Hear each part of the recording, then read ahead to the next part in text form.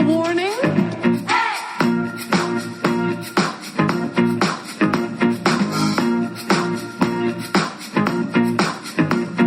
There's nothing to worry about. I'm worried that you work in an office, have children, celebrate wedding anniversaries. The world of heterosexual is a sick and boring life. I do want to. I just think we ought to wait till after you graduate. I don't. It's only a month. Janet, a month. Please. It's all right. I personally consider us engaged as of now. Congratulations. David, no. Look, you can say yes in a taxi. I have a 2:30 appointment I'm here. staying right here. Oh, afraid you'll say yes? I'll see you tonight at Brandon's party. Okay. You can say yes, sir, just as well as in a taxi. Goodbye, darling. Fine.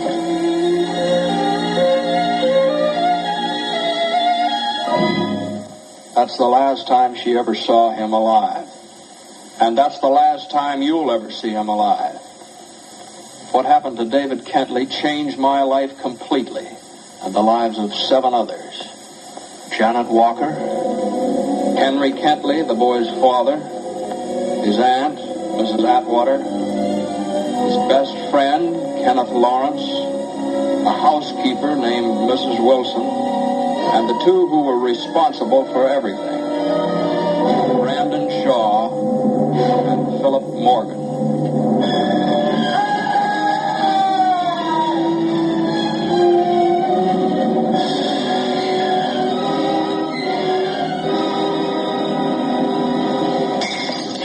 Mouse, cat, and mouse.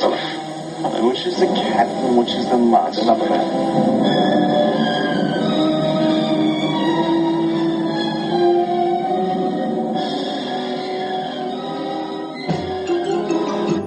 Welcome back to the show, listeners.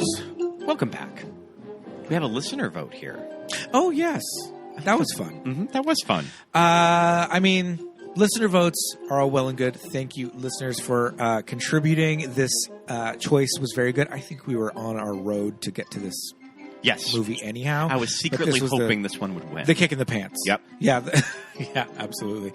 Well, listeners, let's just jump right in. My name's Pete. And I'm Scott, and these are the movies that made us gay. Jackson Cooper, welcome back to the podcast. Welcome back.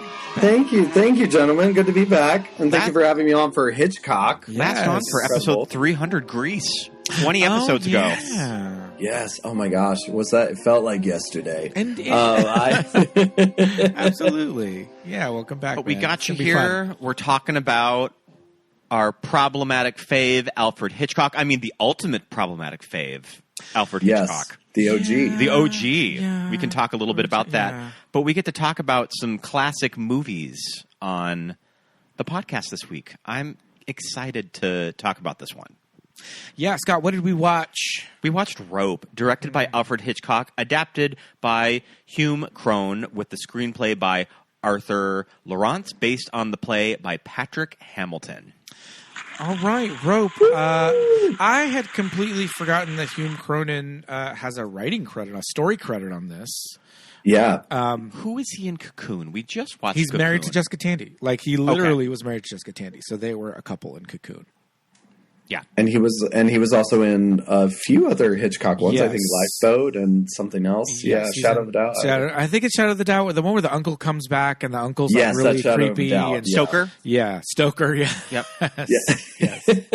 Uncle and Charlie. he lived a long life. I was reading about him before the pod, and I was like, God, he did everything. And I haven't seen Cocoon in a minute, so I got to go back and watch it. Well, listen, it's not available anywhere. What did we have to do? We had to rent it. We rented a DVD. We had to rent a Blu-ray of it. Because you can't, can you not stream it, like even for rent? I think so. Yeah. There's something up with the James Horner score that it's hard to license. Sure. Got it. I mean, it's one of those things that, Opie just needs to call. Not Opie.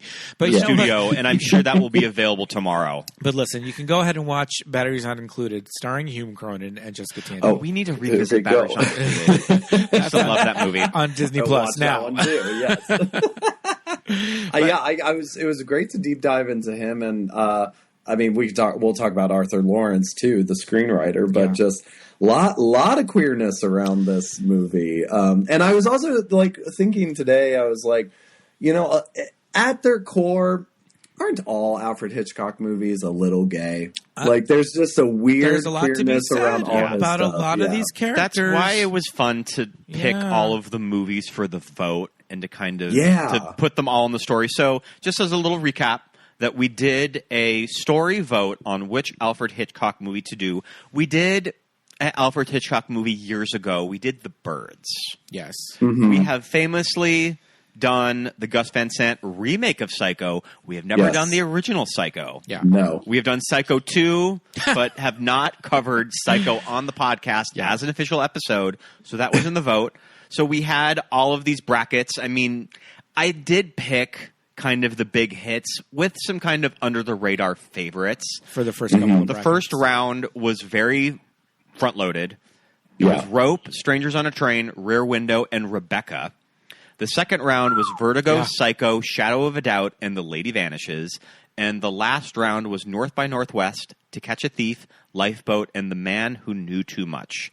I did leave off a lot of them. I didn't put on the weird 1970 ones. Oh, Frenzy, Family Plot. Vertigo. Oh, Vertigo was in Number 2. No, was in the second bracket. Yeah. Oh, okay. Yeah. I didn't put in Trouble the with weird, Harry, all those. I didn't put on like the Trouble with Harry. A lot of his older movies from the 20s. Yeah. Well, they're not good. I mean, so Family Plot by Karen Black would be a fun episode, though. I've never seen Family Plot, but I think that it's kind of a mess. It's a bit of a mess, but it has a fun. I think Torn Curtain is the boring one. Family Plot's fun. That's with Julie Andrews, right? Yeah, that's Julie Andrews and Paul Newman. Oh, yeah. wow. And that's boring, but Family Plot actually has some fun moments to it. Yeah, and then everyone talks about Frenzy as being his big 70s one, which is good, but probably too much of a downer for for a podcast like this. So in the very last round, Rope and Psycho were neck and neck. I would say that throughout the day, they were never less than 10% away from each other. And I think this vote finished with maybe a 5% lead of Rope, which is really interesting that Rope won because Rope was not financially successful. I don't think people really responded to it in America. This movie's cult following really began after its VHS release in the 90s, I think. That really started to get reappraised. Yeah, the rights were, I mean, famously in sort of film distribution and history, Hitchcock left the rights to 5 of his films, and it was like Vertigo, The Man Who Knew Too Much remake, Rope, and like 2 others, I think Rear Window, to Pat Hitchcock, his daughter. And so they were known for a long time as being like the 5 lost Hitchcock films, which is crazy. And so then I think she negotiated that to be out on, I think Ted Turner may have bought them or worked with the Hitchcock estate. And so they came out on VHS and were on, basic cable and everything. So, I mean, and it has a little bit of that Patricia Highsmith, it's Leopold and Loeb sort of mystery to it. So I think it always appeared in books like The Celluloid Closet, about like early gay, movies and such. It was like, oh yeah, Rope, because clearly they're gay. Yeah. Clearly they're homosexuals. I mean, I remember really falling in love with Vertigo, and around the time of that restoration, which was probably the late 90s. Probably, just about. When they did this great restoration on Vertigo, and it had a new VHS release, widescreen, and I went and I bought that, and every college, film bro in town had a Vertigo poster somewhere in their apartment. But I didn't have the poster, but I was really, I had enjoying the movie. And no, it's a great poster. I don't know why I didn't have it. I should have. But at any rate, I think they were talking and there's like a feature length documentary about the restoration on the VHS, and they talk with Pat about it. And they talk about Rope, and I was just started to do a little research, and I think you're right. I think the Celluloid Closet from like the early 90s, and then now the restoration of Vertigo and the release of them. I was just like, okay, I got to find this, and so I did rent it on VHS. And while the I mean, I don't know. Are we going to call it a gimmick? Oh yeah, the long. Why not? I mean, this is done a lot today. Right, Directors, a single take, right? Yeah. And this is clearly it's a very not primitive, but a very early pass at it, and the cuts, the hidden cuts are not as hidden as no. But how can you hide cuts in a single set? Right, without completely stopping film, and then you have to keep them, and keep the actors freeze, like I Dream of Jeans, Twitch kind of stuff, So. But aside from the big, quote unquote gimmick of the single take or the multiple long takes, I think all of the gay subtext was really what made me as somebody in my early 20s, like, seek this out, right? And so I finally watched it. And I remember being like, wow, okay, here's this cool Hitchcock movie. It's got all these gay dudes in it. We rewatched it for this podcast. My first watch. And I said... I had never seen. And I was like, okay, yes, great, gay, fine. In 2026, watch this movie after having not seen it for 26 years. Long time. Yeah. I'm sitting there going... This is giving incel, like, fucking, who's that guy that keeps getting arrested? Looks Maxine. Yeah, well, the reason that he left the interview, what's his name?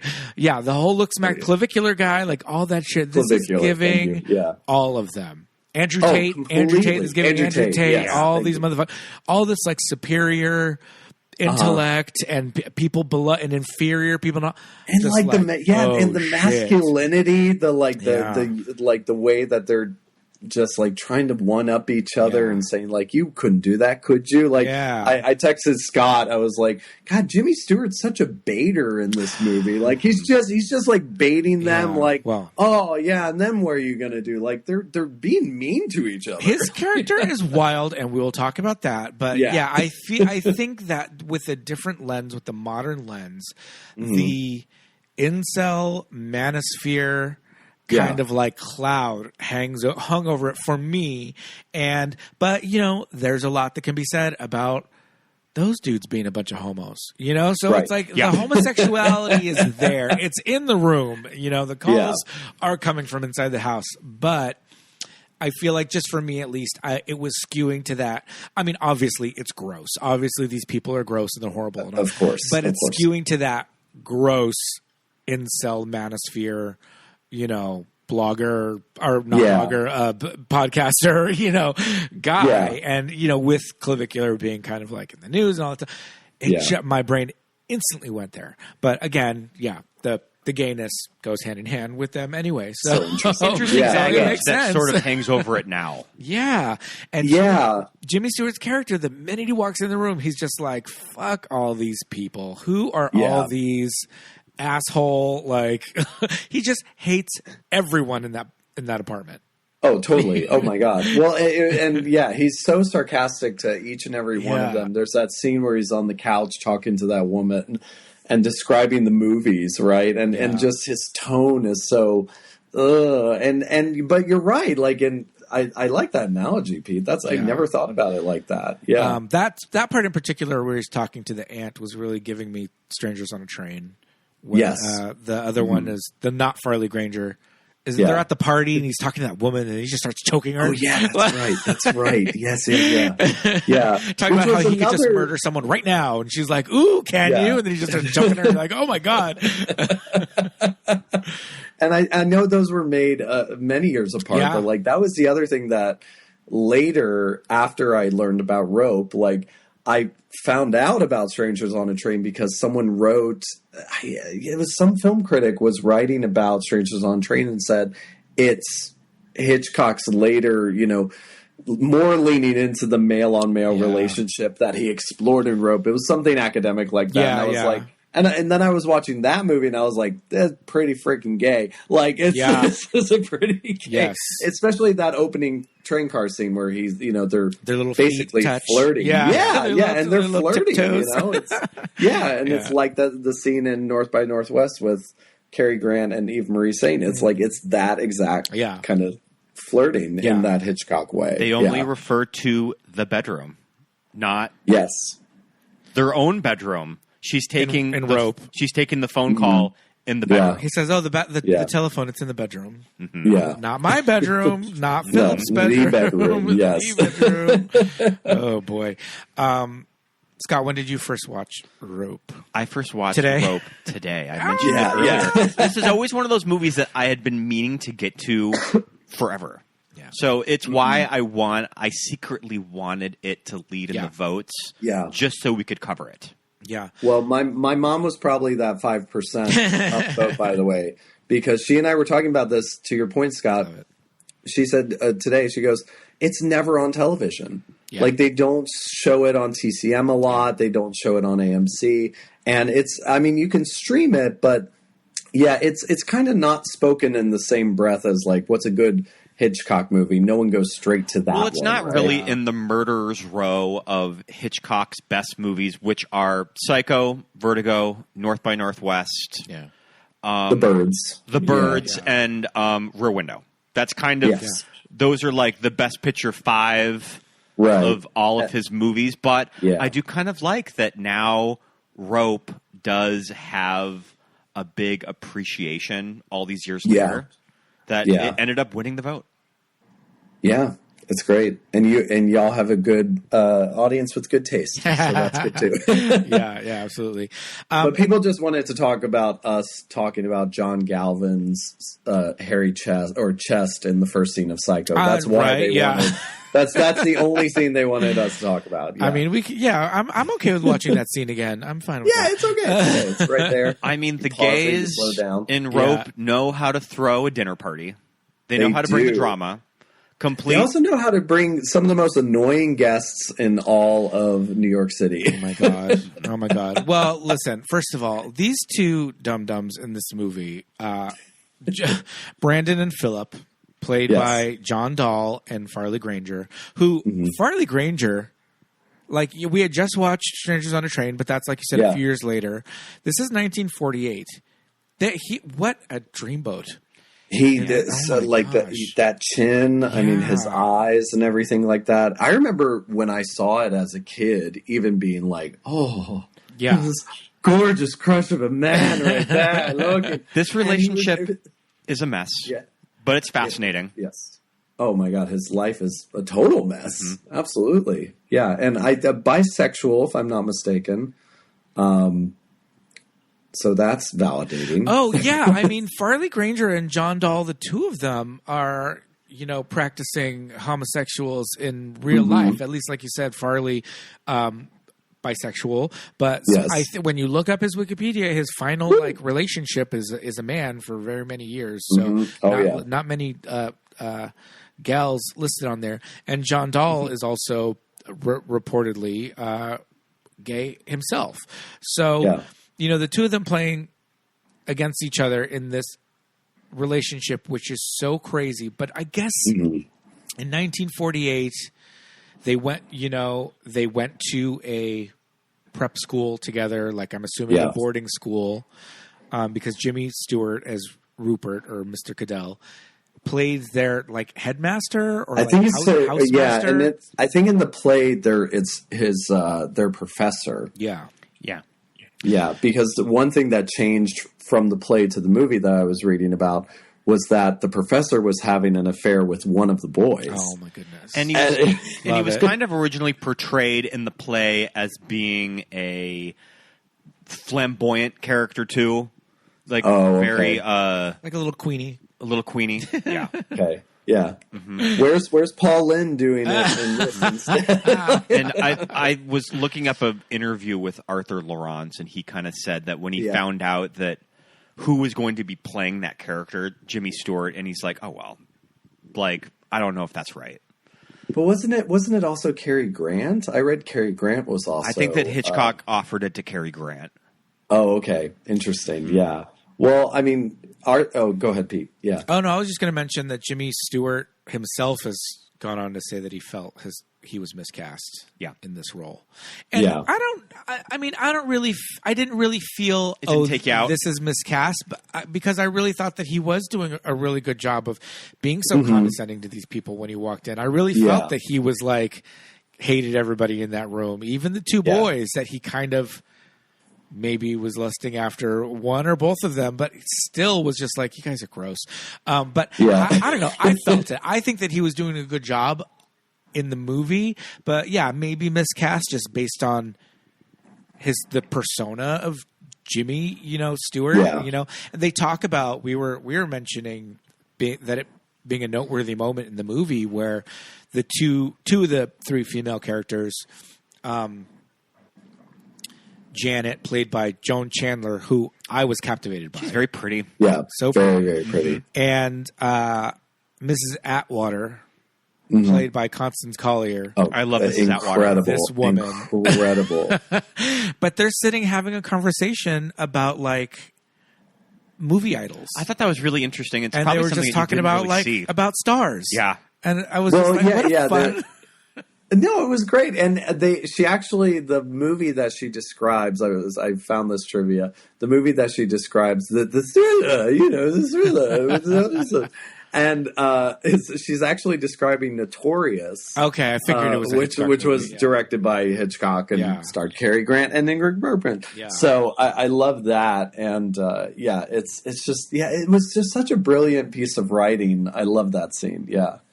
Arthur Lawrence, by the way, also gay. Yeah. Yeah. Writer of The Way We Were, screenplay, and Gypsy, the screenplay or the libretto of Gypsy. So, yeah, the fact that he's adapting, this based on a true story, Leopold and Loeb. I did not know about this true story that it's based on until this afternoon when I was reading about Well, this that's movie. the thing. When you watch this movie, you start to you do the deep dive and you find out about the Leopold and Loeb case and all of that. That was in the 1920s, I believe, in Chicago. I believe so, yeah. Mm-hmm. Speaking of which, we love looking this up. Anytime we watch an old movie like this and there's old people in it, what year were they I'm born? like, oh boy, Mrs. Atwater. She is 100 years older than me. She definitely can remember when the Titanic sank. Yeah, she was she has like a bunch of silent movies and stuff. I always love that too, where it was just like, or when they died, it was like they died at 98 years old, and it was the 70s. Yeah, right. You're like, what? What the hell? Yeah, Joan Chandler as Janet, who I love in the credits when it says Ms. Chandler's gown by Adrian. I love it. Adrian dressed The Wizard of Oz famously. Mm-hmm. Okay. And that's the first time as a kid you're reading those credits because it's before the movie, so you have to read them. And me as a kid, I always found that noteworthy. Costumes by Adrian. But that fucking gown that she is wearing in this movie, it is crazy. Those and I love sleeves. it. Yeah. It's like Victorian. It's like Victorian, but it's still kind of sexy though. No, absolutely. Yeah. And it's this like plum color, like a deep red or something. Yeah, I love her so much. But yeah, we looked it up, and she really only did one movie before this, and then Rope, and then everything else after that was television. Wow. Yeah. But it's those 40s and 50s like Kraft Mayonnaise Playhouse, like that kind of stuff. Right. Everything is that. You're like, oh. Well, and it's funny because I have been watching some like 40s films lately, and I was like, yeah, they all have a formula. Like this is the exact same. It's like, let's just have one set. Yeah. A lot of people, camera moves and follows them around. But yeah, and I think James Hall, the guy who plays opposite Farley Granger. Oh gosh. John Dall. John Dall, sorry. Wow. Yeah. Close. John Dall, he didn't do much after Rope either. Okay. He kind of did a few supporting roles or things in the B movie circuit, but then didn't have that much of a career. Oh yeah, there's not much credits. It's just a couple. He did a Perry Mason in the He's 60s, in Spartacus. But, He's probably buried in the cast. Yeah. In Spartacus. But that's the interesting thing, that this being set in one room, and you can, I don't know, for me at least, the skeptic or the cynic is just like, okay, it's an hour and 20-minute movie with no takes. Okay, so like a play, huh? But then you watch it, and then you're like, where the fuck did that wall come from? Yeah. Yeah. What? How are are yeah. the cameras completely Like, turned around? You know, because you would think, oh, it's just shot like a sitcom, like a I Love Lucy, 3 walls, cameras. No, they move that shit around. They show you the fourth wall. They are giving all the tricks. This is like... Are there any scenes that take place outside of the living room, too? There's the dining room, and you can see the kitchen at one point. And there's the foyer, I think. But no, nothing. But even the dining room is sort of shot through the living room. It's like a open concept. Yeah. kind of apartment, big flowing. Yeah, and also that it was a dolly shot, so there were people just like all around the camera setting the tracks and making sure it all had to move. Would they have to take away the tracks? I wonder. We were wondering. I read somewhere that they ran over like a sound guy's foot moving and stuff like that, and he like screamed and they had to like gag him and pull him out of the studio. I'm like, Jesus Christ! Oh my gosh! So I think I read that the film cameras at the time could only hold like 20 minutes worth of continuous. Footage. which is where. So when the reel changes when the black goes, the camera goes to the black. Usually just someone's back to go into the which is clever.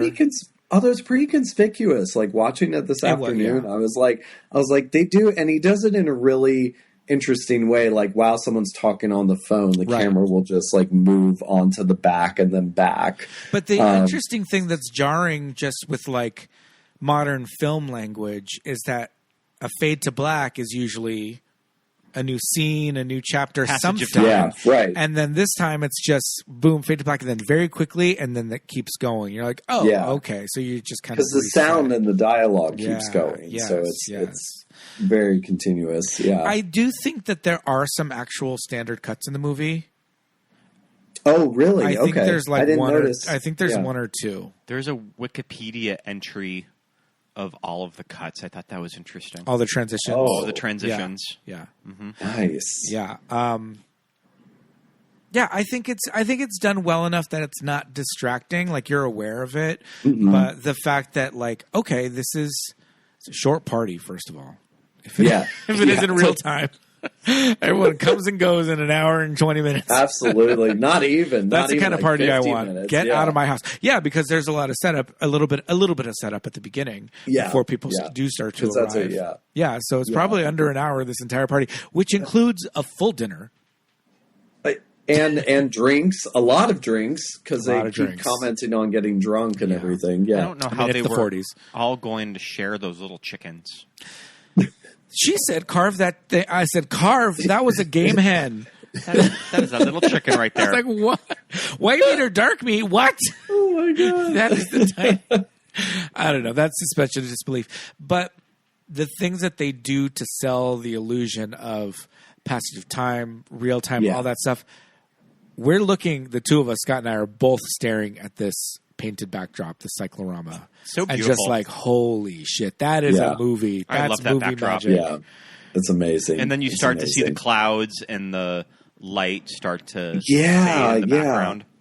Well, I mean, it and that makes it like all the more theatrical about it. I mean, I don't know. That's why, like, I don't disagree. I like when people say it feels like a play, and it's like, because you get to do stuff like that, you know? Yeah.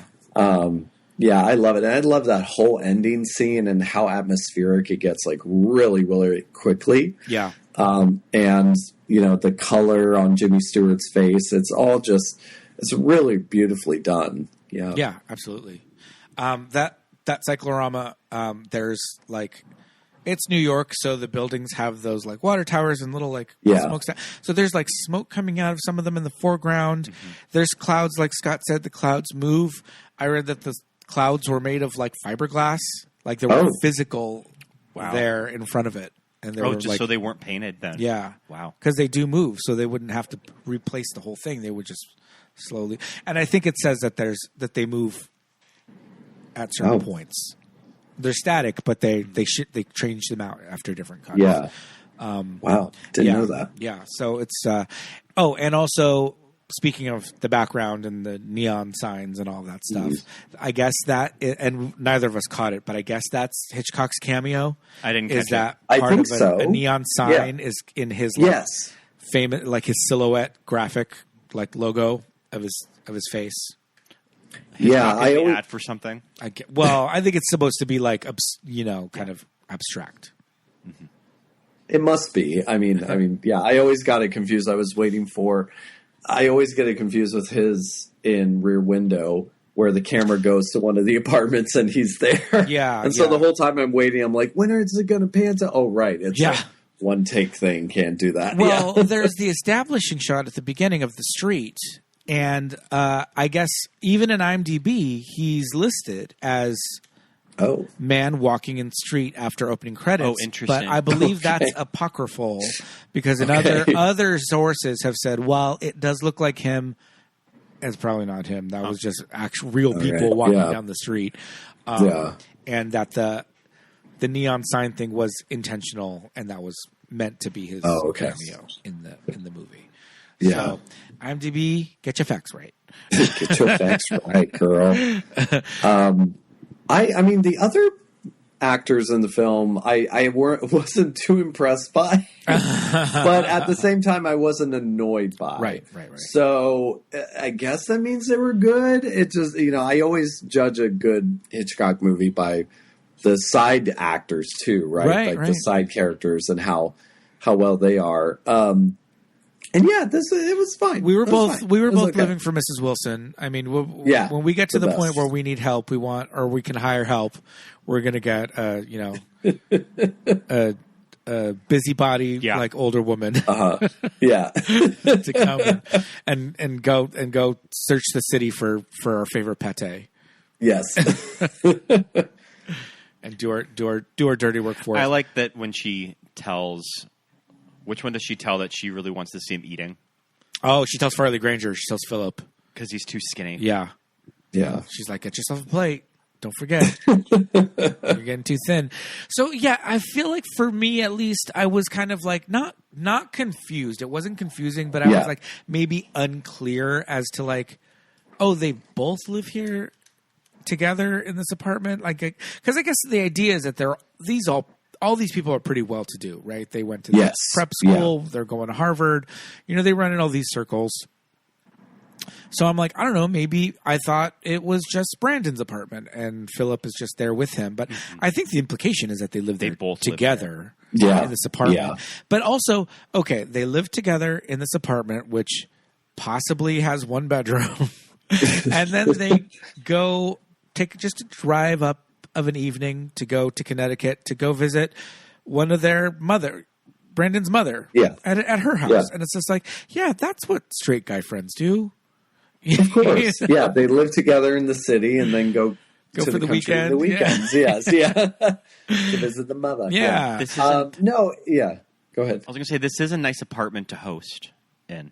I mean, I love it. I mentioned that the beautiful look on the skyline, the great view, that skylight window. I said I was loving that the apartment was built like a Wendy's. Yeah, it does look like the a sunroom. The sunroom, the old ones, and like a beautiful piano, a lot of bookshelves, bookcases. It was perfect. It was perfect. I was really digging in the foyer area. Along the base of the wall was like the trompe l'oeil like pillars, like painted onto the wall. I was like, oh, I love that aesthetic. Because the apartment was otherwise kind of giving mid-century modern, but then there was like a little, on. I mean, I think it's that skylight you were saying. Yeah. But I just thought the like trompe l'oeil painted on pillars was a little like, I don't know, like Greek restaurant or something. Yeah. Also could be very gay, very Miami Beach. But I mean, I think I was reading that the original Leopold and Loeb, like they were allegedly gay. I don't know if it ever came out that they were lovers. I think in different sources, the actual story. I was reading that they were in a relationship. I've read that. That they were okay, but also they were. I mean, not that this would stop them, but they were teenagers when this happened. They were both like 17 and 18 or something like that. So they were young kids, both still living at home with their families and all of that. But they had been childhood friends and were most, according to many sources, they were in I think the story was a relationship. pretty big deal in newspapers and reporting on it. So I would be curious of what audience members in the 40s would have remembered it. So they would have brought that context to the relationship. Yeah. Right. Well, was all of it? this. Yeah, maybe, but also maybe it's out now that Leopold and Loeb had a sexual relationship, but maybe at the time that wasn't either reported. I think Hitchcock was ahead of his time, because he just has a way of burying in sort of these, taboo ideas underneath it, like Vertigo, where Jimmy Stewart's in love with a dead woman. I mean, that's that's necrophilia, right? And we're like, are we watching a movie about that, or in Psycho when you kill off the heroine and then we have to follow the killer? So, or kind of even Alfred Hitchcock's fascination with somebody like Ed Gein in Psycho. Yeah, was kind of a big reason why he wanted to do it. I think you're right, because he's fascinated by like the psychology of murder and killing. He's like obsessed with that. He's just like, how do you kill someone in a good way, right? So it might just be that, like, he was just fascinated by these two boys who lived together and then decided to kill, and maybe. And I was watching it today, and I was like, in 2026, I'm not being the woke police or anything, but I was like, is this implying that homosexuals are murderers, or that murderers can be homosexual? I can't tell. Homosexuals can be anything we want. Yeah, yes. I mean, I think this maybe could fall into the trap of the what is the trope called of like the the evil homosexual or whatever, but.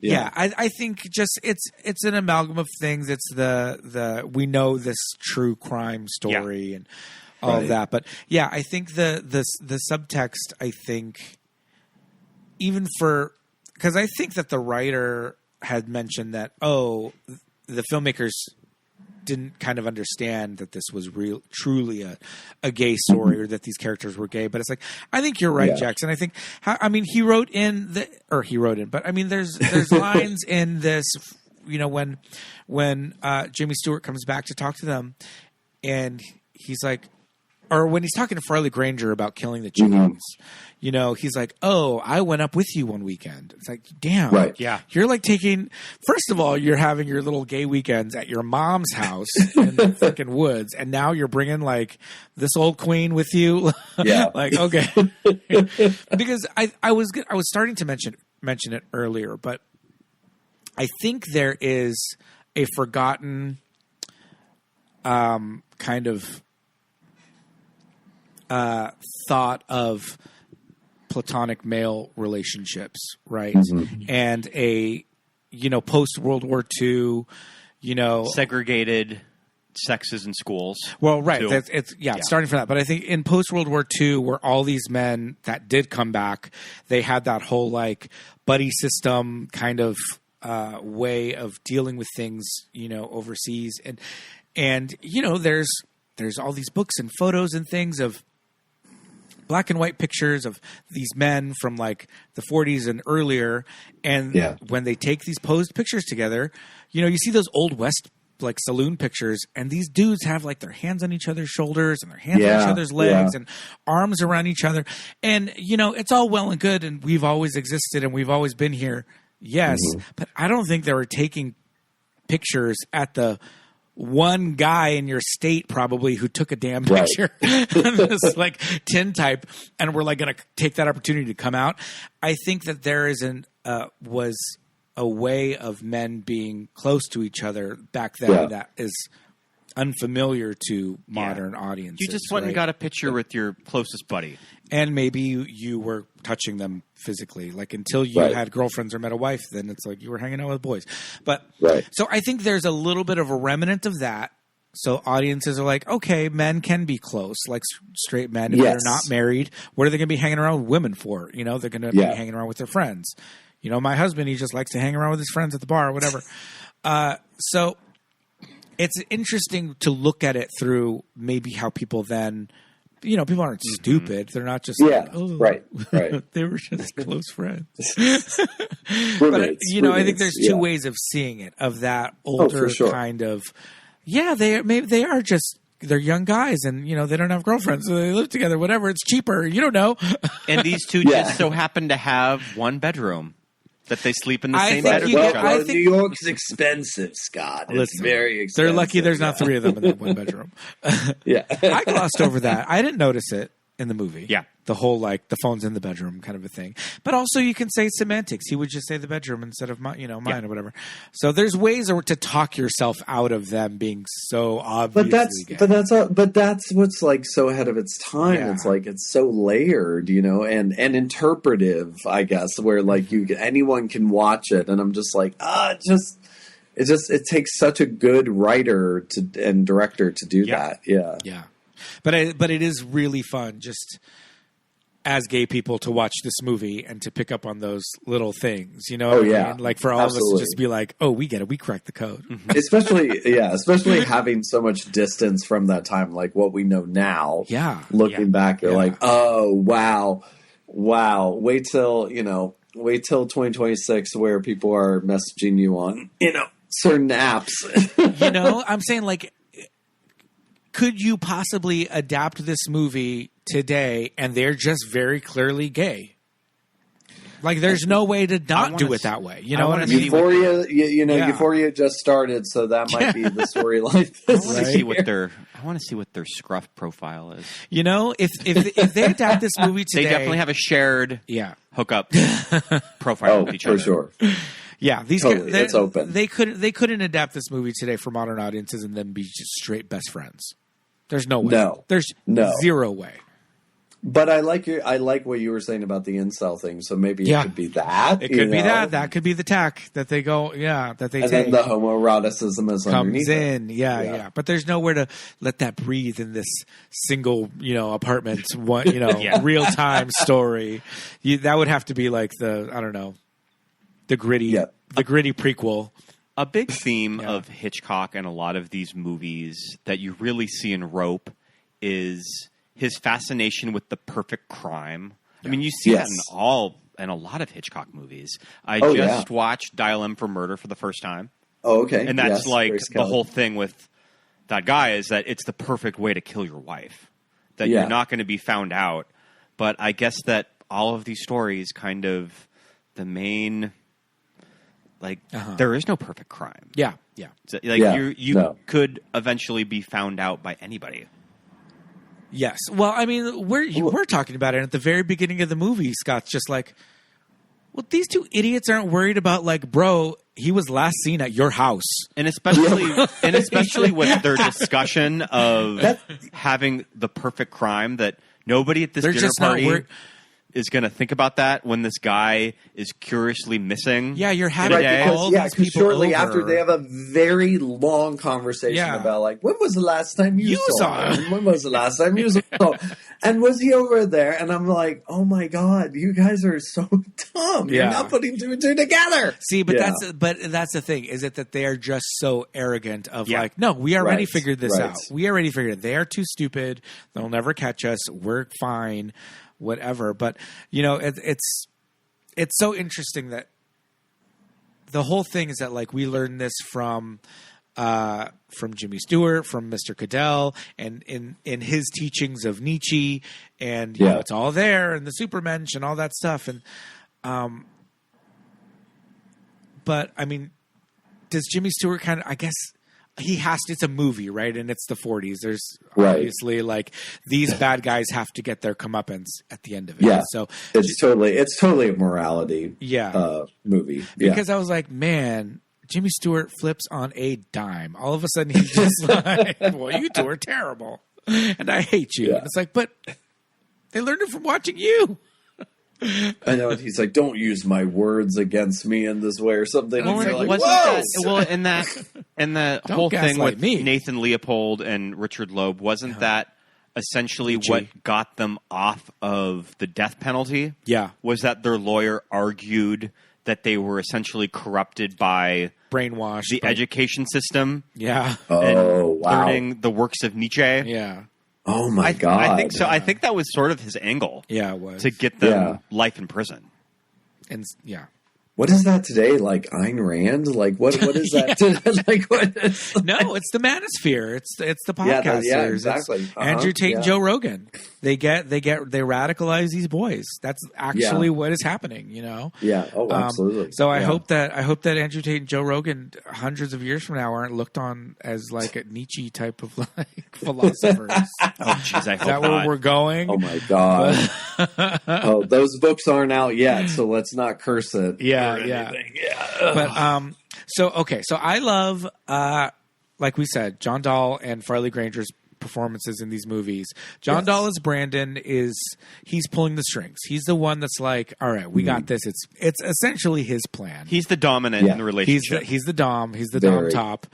And Farley Granger he's very nervous. He's very like sketchy, is like, you know, he's just all over the place. Nervously playing the piano. I love that scene. That he regrets it immediately, right? He just is like, what the fuck did we just do? Hates Brandon. And this would be me out. in this scenario. This is why I could never do something like that. Yeah. And get away with it. But I just think that the two of them both play these roles so well. And then the minute Jimmy Stewart walks in the door, Brandon, who's like the alpha, the dom top, now he turns into the like bumbling, nervous, like, you know, one around him. So it's just so interesting, this like balance of these characters and these roles. And they all just like, they're doing such a good job. They're all really great. And like I said earlier, Farley Granger's he's a little dreamboat, just angel face. Yeah, I'm always surprised watching it, like how serious the acting gets, you know. And I always think it's going to be a little more wooden, a little more, you know, kind of dull. Yeah. And I'm like, oh no, they're fucking acting in that, you know. I mean, like we were saying, Jimmy Stewart does a great performance. Yeah. And there's a lot of hard close-ups in the movie too. Yes. So they have to act because a lot of the things aren't even said; they're just said on their face. Yeah. I clutched my pearls when John Dall slapped Farley Granger. Oh my God! I was like, horrifying. Oh my goodness! Forgot about that. Mom, Dad, don't fight! Don't fight! But like I was saying before, I really loved Joan Chandler as Janet. Right? I love this girl. Yeah. I love this girl. She's great. She's clearly rich. She's got this crazy gown on for this party of 5-6 people. You know? Don't touch my hair. It took hours. You know? Looking fabulous. Yeah. And being a sassy queen the entire time. But the thing is, it's like, she's a girl. She's a rich girl. She's a pretty girl. Society, whatever. But she's just calling everyone chum, just like, you know, constantly referring to Brandon as chum. She's their friend. Like, they have this relationship. And she's like, you would kind of expect a society girl like that to be like formal and put on or whatever. But the minute she walks in, she's just like, all right, what's going on? Like, where's the party? Give me a drink. Yeah. Like, you're serving champagne, which, by the way, everybody in this movie treats champagne like, they're all drinking out of martini glasses. But they treat drinking champagne like it's your last fucking meal. They're like, what? Yeah. There's champagne here. You didn't tell me earlier. I think Dorit Kemsley would have words about the martini glass, champagne out of a martini glass. Oh, and it's awkward because their hands were all wide and just out in your face. Yeah, and you're warming up, and it's like you're going to be warming up. I would think that maybe it was a trend at the time to do it that way because champagne flutes have always been around. And if not the champagne flute, the Jay Gatsby, the wide New Year's Eve, the New Year's Eve ones with the coops, those coops. Yeah. This whole backstory with Janet is pretty messy. I love it. That she's dated everybody in the room. Dated everybody in the room. The guy that is currently in the box, David. Yeah. David. They're exes, and she left David for Kenneth. No, she was currently with and engaged to David. She left Kenneth for David. That's it. You had it the other way around. Yeah. Yeah. Mm-hmm.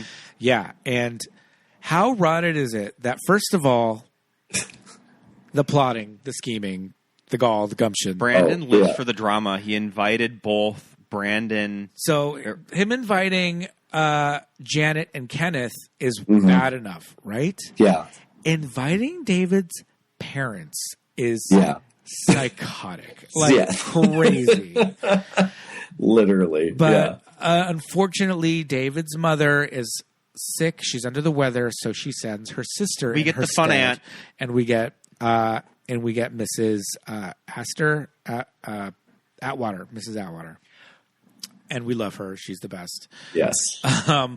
Miss Atwater's this actress's IMDb page. Yeah.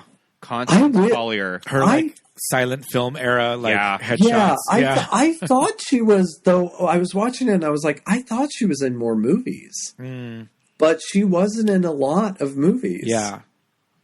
And she was, you're right. She was an adaptation of Macbeth from 1916. Oh, Jesus. Oh, my God. Yeah. I told you, she's literally 100 years older than me.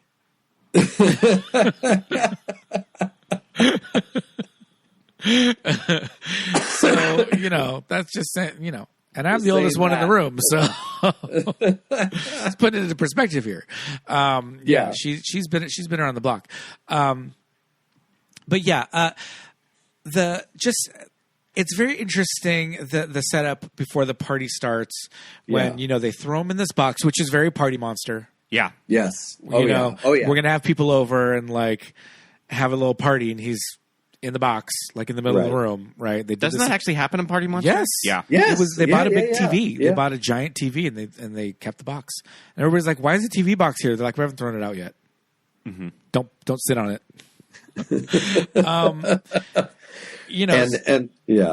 Go ahead. No, so they put him in this box, which is this ornate piece of furniture. He calls it some Italian name of you call this hope chest or whatever in the room, and then he's got this great idea of we're gonna serve dinner on it, because dinner's gonna be a buffet. So if it's gonna be a buffet, let's just have it out here. And we're gonna put everything, and I love the business that he does with the candelabra, lighting the wax at the bottom. It's it's wobbly. So he takes it out. He's got to get the wax flowing so it stays straight. He's doing all this business, performing these, this dialogue, and it's just damn, this is a movie, man. Brandon is getting off kind of being so dangerously close to getting caught, right? Too, yeah. Mm-hmm. Where he is reveling in it, Phillip is falling apart.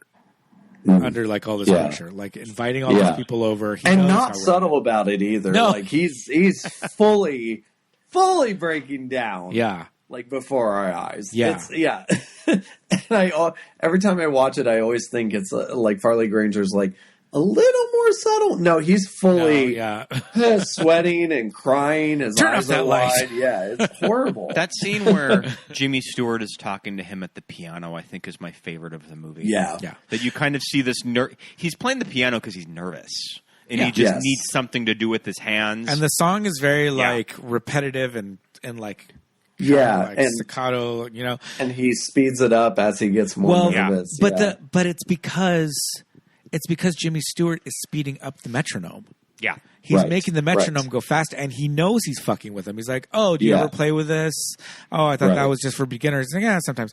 So he starts it, and it's already at a fast pace. And then every time and you're not watching him do it, you're watching Farley play the piano. But every time Jimmy Stewart picks up the metronome, he moves it a tick, and it starts going faster and faster. So he's making Farley play this tune even more frenetically as it goes on, and you're just like, oh, shit. Yeah, really. There are some scenes with tension in this movie, and the scene where the housekeeper is cleaning up. When Mrs. Wilson starts to clean up the chest and take everything down, and everybody's just talking off to the side. Oh, I think that's one of my favorite scenes because the way Hitchcock just keeps the camera fixed. Yeah. And we don't see the crowd. We go away from the crowd to focus on that. It's so good. So good. I audibly gay gasped when everybody's leaving. And Jimmy Stewart puts on a hat, and Mrs. Wilson said, "That's not your hat." And she takes it off. Yeah. And it's too small. Right, and he takes it off his head, and he looks in it, and sees Scott David's. He sees the monogram initials. Yeah.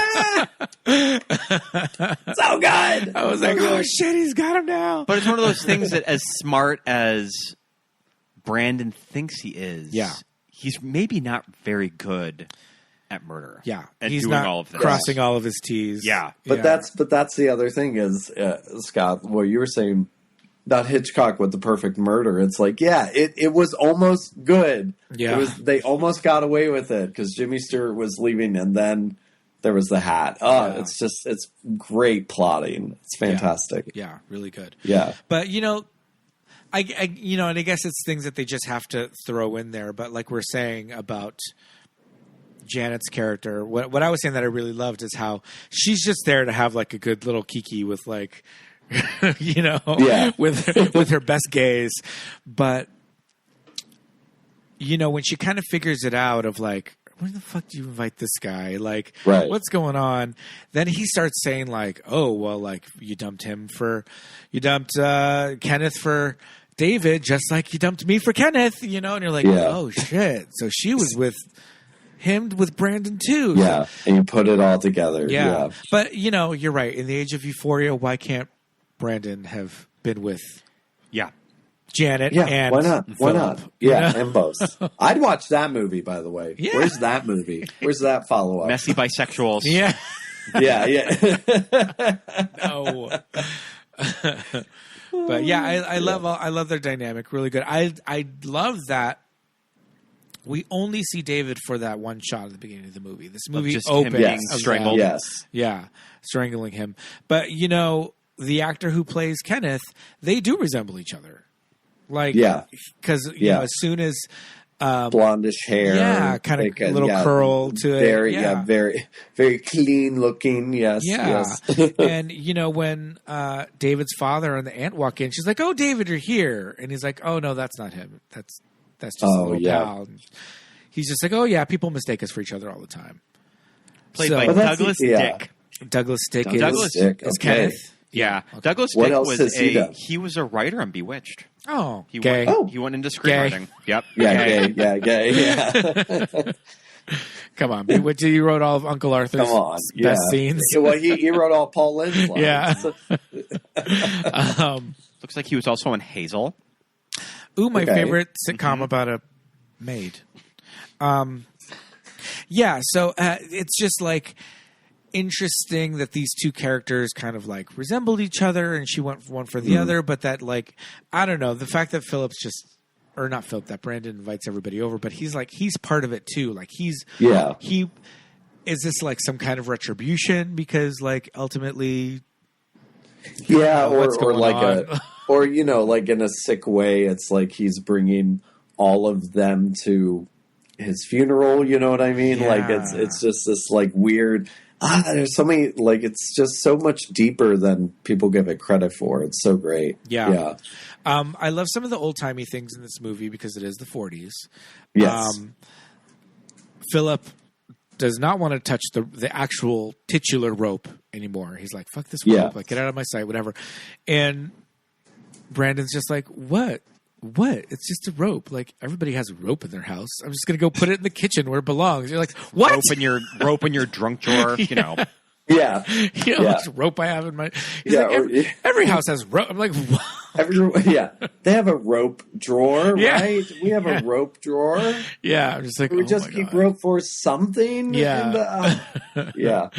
And I know it's kind of like a character beat for Phillip because like they did kind of strangle David at the beginning. That's was their method used. But when Brandon starts telling the story about the we're having chicken for dinner and like strangling, you're like, strangling these I know it's just easy to break their neck, but Jesus. Yeah. Well, the whole story is that he did a shitty job at quickly breaking the neck, so he had to strangle the chicken. Yeah. Go out back in the farm and wring the chicken's neck. Yeah. And then he kept trying to deny it or something. Yeah, he breaks down after that. So. Yeah. I don't eat chicken. One of the old-timey things I was fascinated with is when I see food in these movies. Yes. I did want to try I did want to try the appetizers that she brings out. And also the ice cream looked kind of good. The ice cream looked And then really I was good. kind of thinking I always remember the ice cream. That little dessert plate. And then I was also thinking like, what would ice cream have tasted like in the 40s? Yellow. I bet it was so good. That that yellow vanilla ice cream that you used to get at like the thing is restaurants. there wouldn't have been anything really I missed artificial. that ice cream. I Oh my did god, I missed the yellow. But There wouldn't have been anything really artificial in it, I think. Do you think it would be good? I think it would be good. Yeah, it would probably be good, I also yeah. weirdly think like it would be Yeah. half and half, like really delicious, and then half and half literal rock salt. Like I just feel like the chances back then of it getting so consistently good. That's true. Yeah. I think in the 40s is probably the last days of like all natural food, and the 50s starting to bring in like artificial colorings and artificial, all that stuff. But God, they drank so much and ate so little. Like what? How were they just not puking everywhere? It was crazy. Yeah, You just seriously. built up a tolerance for it, man. Oh my God! Just the amount of alcohol that they some of these consume, old and then movies they're going to eat a little game hen. Like no. Yeah, and not as much smoking as I would have expected in this apartment with all the windows closed.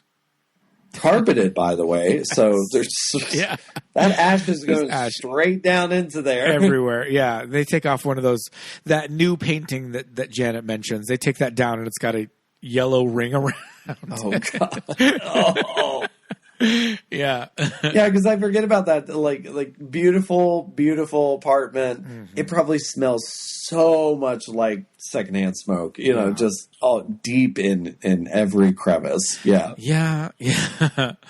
But no, there's a shot where it's after one of the takes, and they're standing at the table with the candelabras, but they're looking in the opposite direction that we've been looking in the whole time. And I was just like, it's the fourth wall. I kind of expected that whole segment to be for the apartment to kind of be turned, and maybe we're only going to be looking at these three walls. Does it a little bit. Yeah. But no, they they eventually turned around. Yeah. But they did it for a second. But you see a few moments with the fourth wall. Yeah. But just it's ingenious, and it makes you kind of forget. And I read that. Okay, so like we said, the movie's 120 minutes long, and it takes place in real time.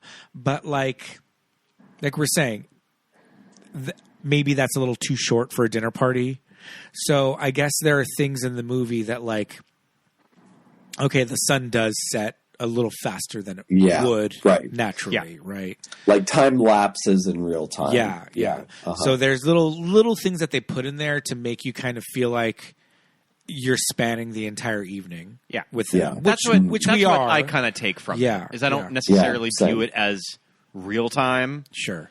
Maybe those little push in on someone's back is because they're having the same conversations in a lot of them. Sure. Mm-hmm. But I think the one where they go to dessert and it's the fourth wall, that one does feel like a little bit of in the sitcom, cutting to commercial and coming back slightly, but some passage of time. Yeah. I mean, it makes sense, but I think it's just that, letting go of reality, Yeah. So it's so interesting though that this movie, the entire plot of this movie is literally they have killed someone. His body's in the house. They're trying to get away with it. It's mega dark, right? Yeah. Maybe, I don't know. I know the whole thing that it was tied up in, legal things for a while. Oh yeah. It's would this have just? I don't know. This wouldn't be shown on television in reruns because I know a lot of the Hitchcock movies are dark and they have murder and stuff, but this one is this is deep shit. Yeah, I mean, I think it's such a domestic, boring movie. Also, and it's also super talky. A lot of talking in this. I was like, I forgot nothing happens in this movie. That's right, and I mean, there's a lot of just people in a room talking for a long time before something happens or someone breaks or something. And so there's no real suspense. So I feel like it's safe enough to show on TV. Yeah. Okay. But because there's no real violence except those opening shots. You're like, Jesus, oh my God. Yeah. They're pretty shocking. There's a gun, but it just goes off in their hands. Yeah. Yeah. And then he shoots outside. Yeah. Yeah. We were mentioning, I was thinking okay, this is kind of written by gay people for gay people, because it's like they did have to throw in like a sassy older lady that we're all just like, yes, because she kind of, speaking of old timey things, Scott was mentioning she's like super into horoscopes.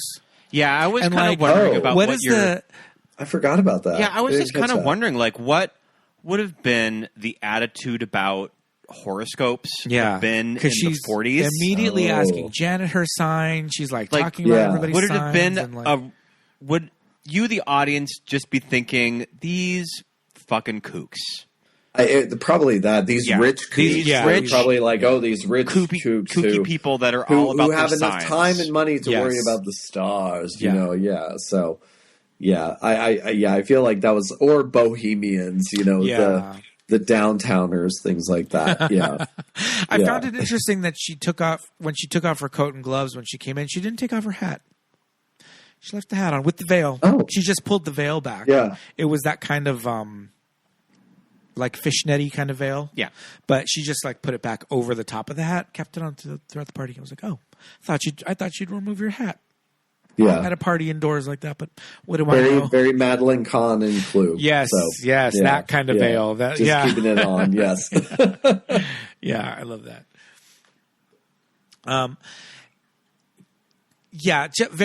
Obviously very talky. What is it going to be? There's no action to be had. Like there's that. Yeah, the action happens, and it's about what happens after it. Yeah, and I think, I'm always I don't know. I always try to think, like, where would I place this in my top 5 Hitchcock? And I go, I don't know if I could even do 5.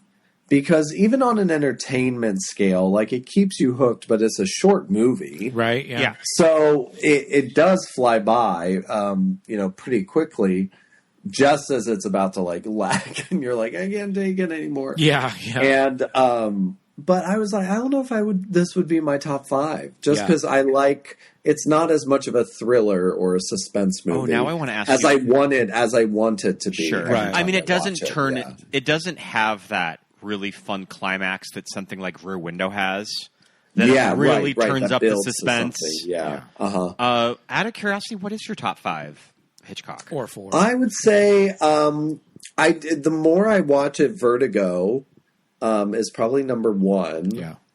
Because it is. I think the more you get down the Vertigo rabbit hole, the more you get obsessed with it, and I just love it. And I remember when I went to San Francisco, I visited 3 of the locations. Same, so did I. I've never been to San Francisco, but I've always wanted to do that, though. Yeah. Oh, it was so great, and it was just so cool to be there. I was like, oh my god, that's so cool. I went to Kim Novak's apartment. I went down underneath the bridge where she jumps into the bay. Bridge, and I found Jimmy Stewart's apartment. But let me tell you this: when I went, it was very early 2002, and underneath the bridge there was a chain link fence with armed guards. I could only get so far because they were like, "You're not getting under this bridge, you troll! Like, you're gonna blow this shit up. Don't think so." We're keeping safe national landmarks. So I only got so far. I got some good photographs of where she stood, literally through the chain link fence, putting my disposable Kodak camera up to the thing. Flash on. But I couldn't walk over to that end because of the armed guards. Yeah, I was like, this is crazy, but good story. 20 years later, very good.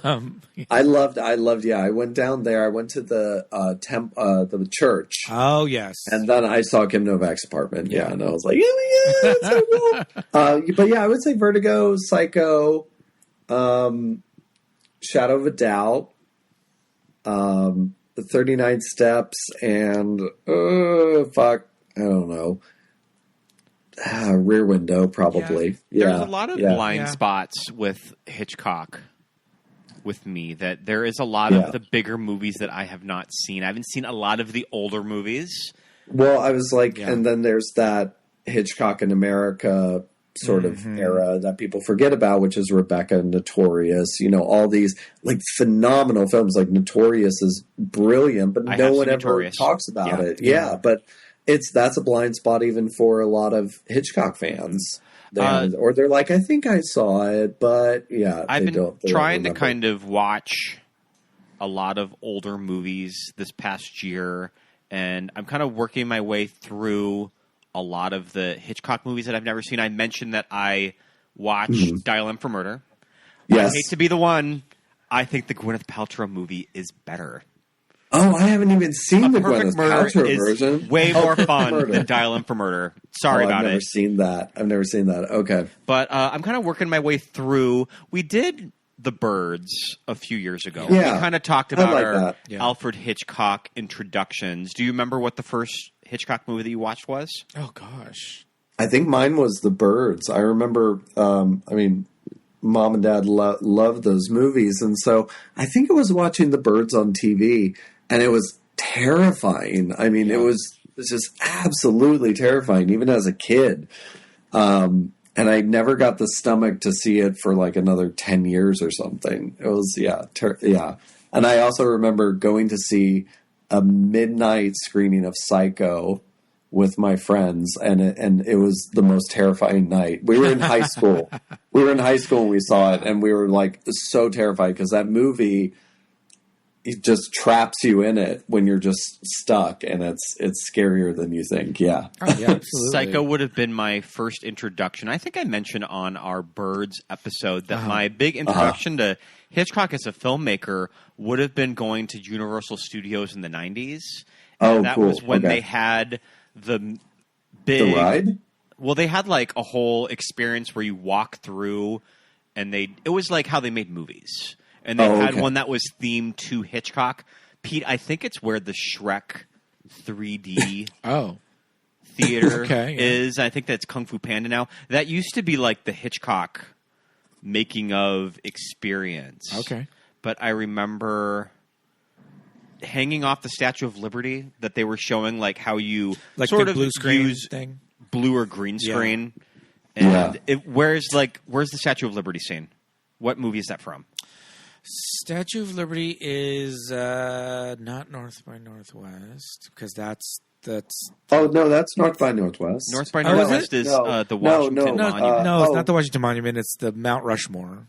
Yeah. Oh yeah, excuse me. Yeah, Mount Rushmore. Yeah. But yeah, that was kind of my big introduction to Hitchcock. Cool. And I remember seeing the Psycho House on the tour. Yeah. And just me being I need to track down this movie. And that would have been around probably the year 1995. So I would have watched it shortly after. And it's one of my favorite movies. Yeah. It's in my Letterboxd top 4. That it's a movie that we still consistently return to. I mean, it's Psycho. It's so good. It's great. Yeah, it is. It's a perfect movie. Yeah. Yeah. I talked a little bit about my love for Vertigo when that was remastered, but also watching Psycho in a film class in college, right around the time that the remake came out, and so my friends and I were very fascinated by it. I do have. My mom always talks about. Psycho being re-released in the theaters when she was a kid, and it just being the scariest movie. And I remember my parents both kind of talking about like Psycho was like the scariest movie ever. And like, okay. Like in a pre-Exorcist world, Psycho is the scariest movie of all time, right? Yeah, and I think it was like the AFI top 100 scariest movie or something. One of my friends, when we watched it in college for a film class, was like really scared at like that last shot. Like he's always like to this day he's just like, that was so fucking scary. Oh, the last shot of Norman? Yeah, the last shot of Norman looking in the skeleton face like superimposed. Yeah. Nuts. Yeah. I was like, it's great. I wonder what Gen Z would think of Psycho today. They probably would like it, right? Yeah, I think so. I mean, yeah. There's a lot to unpack with somebody like Norman. Did you watch any of the Ed Gein, Ryan Murphy show? I did. Yeah, I watched all of it. Yeah. Mm-hmm. Yeah. I mean, that didn't handle it well either. Come on. It was a little heavy-handed and repetitive too. I was like, it felt like it was the same episode every single episode. And I wasn't too impressed, but I was excited about it. I was like, this is going to be good. There's a lot you can do with it, but they kind of missed on it. Yeah, his performance was interesting. Yeah. I want to talk a little bit about, I mean, Hitchcock is really known for his use of stars, you know, having famous people in his movies, right? I mean, and Jimmy Stewart was like, well, in Vertigo, Vertigo's 10 years after Rope. Yeah. Which is crazy because he looks the exact same. Well, color Jimmy Stewart looks the exact same. Yeah, I mean, and I think that they also they aged him. They aged him in this movie. That I think that he's playing older. I think the gray hair is fake. Okay. I don't think he had actual gray hair at the time, and by the time we get to Vertigo, he does. And when you watch Vertigo on like a nice TV, you're like, "Damn, he's an old man. He is old. He's very old." And I think he's also said about his performance in that movie that he was a little not miscast, but too old. Like, you know, to go on this adventure. The hill cast. Yeah. And there's a couple of things about James in this movie is that, I mean, obviously he's the biggest star in this movie. If you look at the cast list, he's a name that like just anybody on the street. And he would have been coming That's the only one you're going to know. He would have been coming off some major movies in the 40s, like Mr. Smith Goes to Washington. In 39. And then I think Wonderful Life was 45? Oh, wow. 44? No, it was after the war. Let's see, It's a Wonderful Life is 46. And I know that with right after. It's a Wonderful Life, like not immediately a giant hit when it came out in the late 40s. Right. Yeah. Right. Yeah. I kind of a failure, actually. Yeah. Yeah. Because it went into public domain because no one wanted to claim it. and then that's when NBC started showing it every Christmas. Yeah. Yeah. So Jimmy Stewart does not set foot into this movie until 28 minutes in. Yeah. How do you like that? Yeah. But, you know, like I'm saying, he's the biggest star of this movie, the biggest name of anybody in there before or since. Poster. But the thing is, he is front and center on the poster. He's first billed, you know. And yes, he's an important character. And I mean, he's a central character, but it's just so interesting that, like, I don't know, nowadays would we be giving these two a chance and like maybe putting them front and center in the marketing? I guess you have to do it that way because he's fucking Jimmy Stewart. But it's also a Hitchcock movie, so right.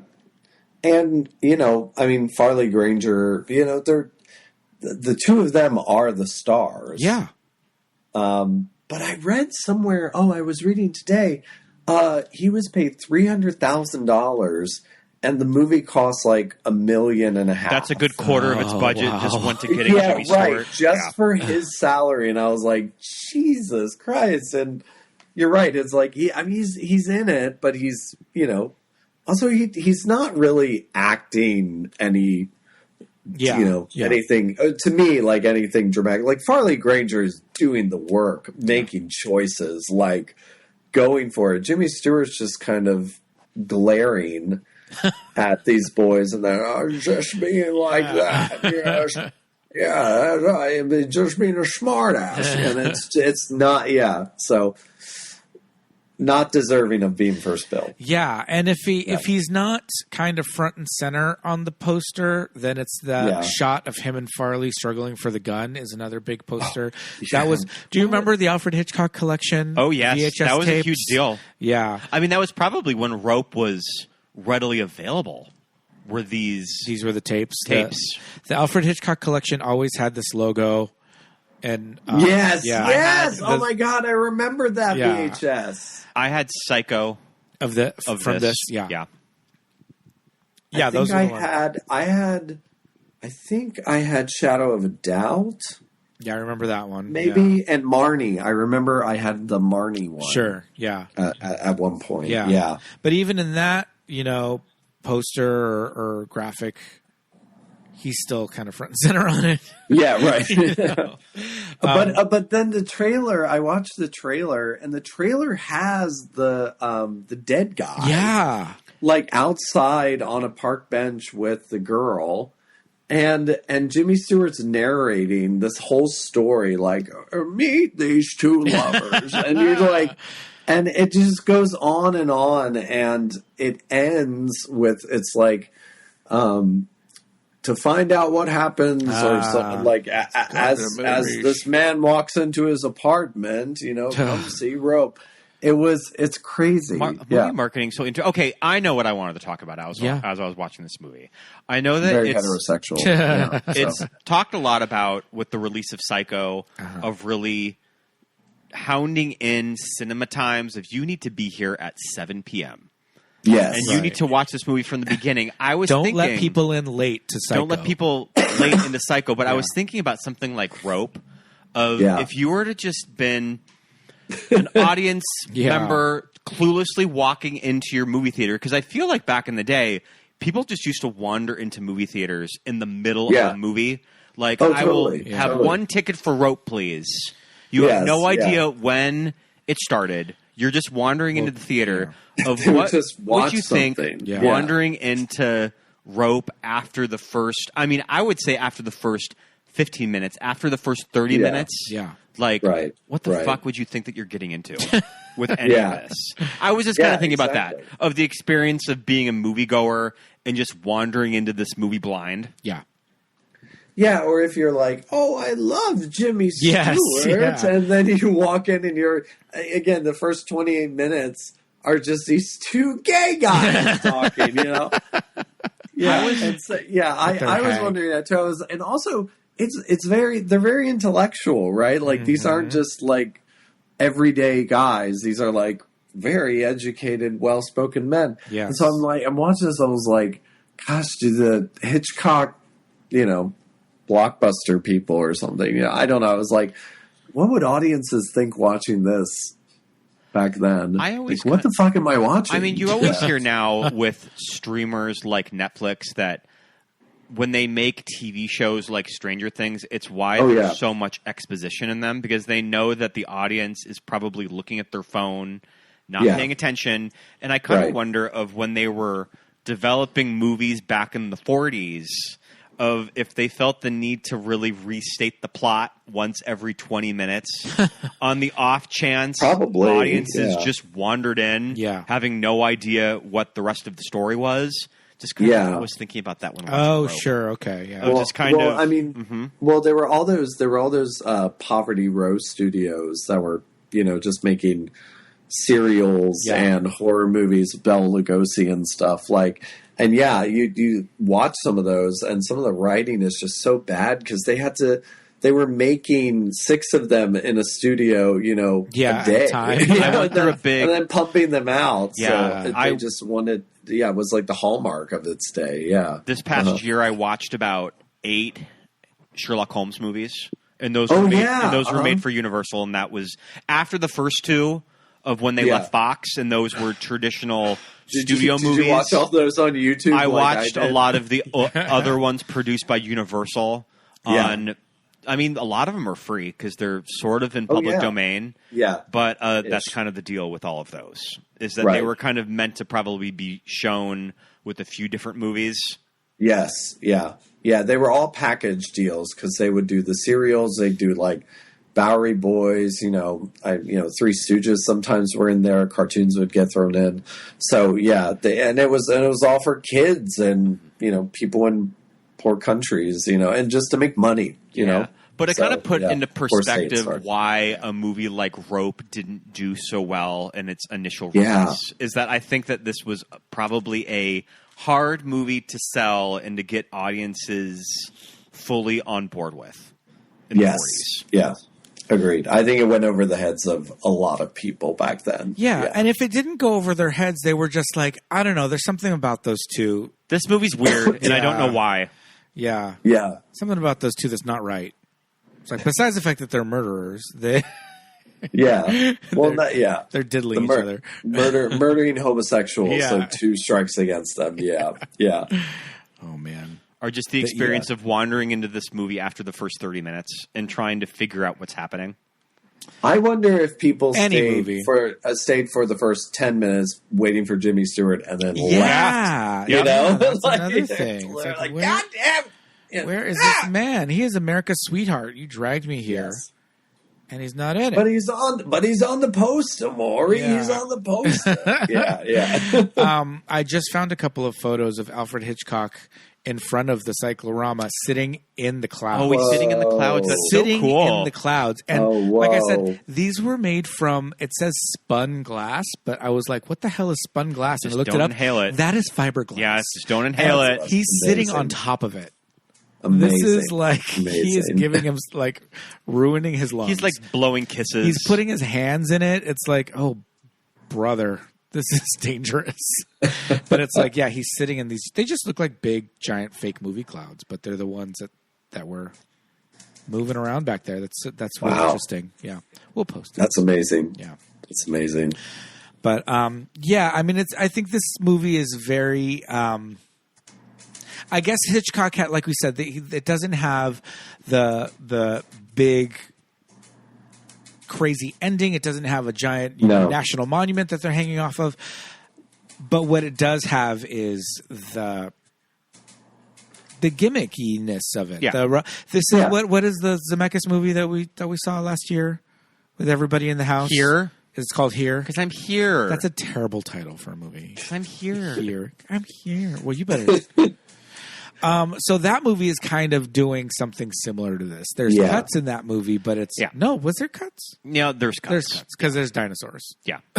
Yeah. There's a lot of dinosaurs running around. But the idea is, that it's all and they age one location. Yeah. So, and I guess you could say with something like the What Lies Beneath. What Lies Beneath, that Zemeckis is kind of trying to have this Hitchcock-esque, like, I'm going to use the elements of our trade in ways that nobody uses them. That's a good analogy. I never thought about that. Yeah. So he's giving us like these innovative techniques and innovative shots. And so maybe it's not the spectacle of someone getting slashed in the face and falling backwards down the stairs in one shot. You just get that cool shot of when it breaks the fourth wall. Yes. And that sells it. Yeah. That's, you're just like, oh shit, we're in this house. So yeah, I mean, I think in a lot of ways it's like feels different than a traditional Hitchcock movie, but in other ways it's just like, it has everything that you love about Hitchcock movies at the same time. Yeah. Yes. Because Rear Window has that artificiality of it. Rear Window has that like, this is a soundstage, but we're making it like outside. And also that old fashionedness, like even in like they're talking about a whole lot of nothing for a lot of the movie, before anything happens. Yeah. And there's a, and that's what I like about Hitchcock too, like and especially in this era, there's his Technicolor era, whatever. Yeah. First color. It's like there's a really good like rhythm to his movies where it's like it's not all thrills all the time. Yeah. But it's like there's a lot of lulls and there's a lot of just people talking and going to places and then something happens it's just amazing to watch him like that. Yeah. Another little hallmark of Hitchcock that was kind of talked about that I just thought of, he does have these like older women that kind of play these roles. There's the woman who works at the pet shop in The Birds. Love her. We love. Oh yeah. Uh-huh. Yeah. The Parent Trap. Who's also in The Parent Trap. Mm-hmm. There's the sheriff's wife in Psycho. She talks to the operator. She's talking to the Sarah. Uh-huh. This is the sheriff. You're like, oh, love her. The woman in The Birds. Who's the the woman at the Which one? I'm thinking of the woman at the ornithologist lady. The cafe. Sure. Oh yeah. I mean, The Birds is populated by fascinating older women. Who is the ornithologist at the cafe? Lesbian. He just. I think he's able to put in these like biddies. Like there's just. I mean, because the party. What I love, you're right. Because it's like he has all archetypes in the supporting characters. Like the old biddy, like you were saying, the preppy young man, who has a past and no nonsense housekeeper, like no nonsense, all that. Window. And so Yeah, so he just knows how to do that, Yes. and those are in every one of his movies, basically. You know, who is it in Rurondo? Is Thelma Ritter? Oh, Thelma Ritter, exactly. So I think Thelma Ritter would destroy these two. If you drop Thelma Ritter into this apartment, if she was their maid, if she was their maid, would be immediately onto these motherfuckers. Did you guys just fucking kill David today? Yeah. Especially when they're trying to push her away and she's looking. It's like Thelma Ritter would have just pushed her out of the way. Barreled right through him. Oh my god! See that we got to write that. You got do that. Thelma Ritter. That's the modern rope. It's got to be. There you go. It's got to be that. Yeah. Yeah. Nobody knows how to cast an old biddy like Hitchcock. Who would we cast if we were casting a modern as adaptation of Rope? Let's say Brandon Rope, and Phillip. Who's playing nervous Phillip and who's playing like arrogant Brandon? Good question. Which one of them is Jacob Elordi? I was going to say, is Jacob Elordi going to be in this movie? Jacob Elordi is going to be the one that gets David? strangled, Oh, and they'll be on a ladder. I was going to say, how are they going to fit Jacob Elordi into that box? And the entire joke of the movie is that they also have to get rid of the ladder the entire film. So it'll be called ladder instead of rope. There's just a ladder in the apartment, and no one acknowledges it. See? All right, I think we're onto something here. Who was in Stranger Things? He's Billy in Stranger Things. Dacre. Dacre Montgomery. Montgomery. Uh-huh.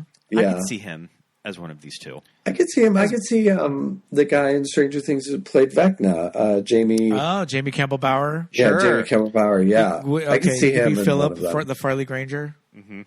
Either or, All you right. know. And hell, let's give Darren Criss another role. Okay, no.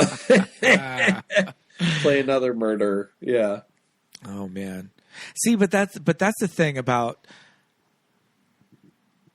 Okay, in the modern era, who are these characters? They're rich kids, right? They went to private school. Now they're going to an Ivy League. One of them, they're dating each other, but one of them also dated this girl who's like their best friend, and she is played by Barbie Ferrer. Right. Yeah. I know. Yep. Mm-hmm. I'm just watching Euphoria for the first time. So I've had the whole cast in my mind. Is she a social is she a socialite? Is she a kind of a TikTok girl? Barbie Ferrer would be good. I'm into that. She's got a lot of money as well. She's wearing this like designer like look as she gets there. Right? Like it's this crowd, it's like, these preppy kids who were, these preppy rich college kids at the time, now who are these preppy rich college kids that are going to try and get away with killing somebody, right? Right. What kind of like crazy designer drugs are they like on, when they're coming up with this plan, right? Very, very interesting how what type of people are today. Yeah, absolutely. And I wonder what it would be. It would have to be like a very high, like bling ring style shit for today. Like deeper than bling ring. Anyway, dark shit. These kids these days, man. But I mean, something this is about TikToking and all this. But this is dark. This is dark material. So it's like very. Oh, of course. I think that like rich. Like modern day rich kids who got nothing better to do than like, are they doing it live on a live stream? Well, and he kind of says like to Jimmy Stewart, he's like your words did this and made me do this, and it's just like that just reveals the amount of like privilege and again that sort of big power, all the power and freedom I have, that we see a lot of today. So,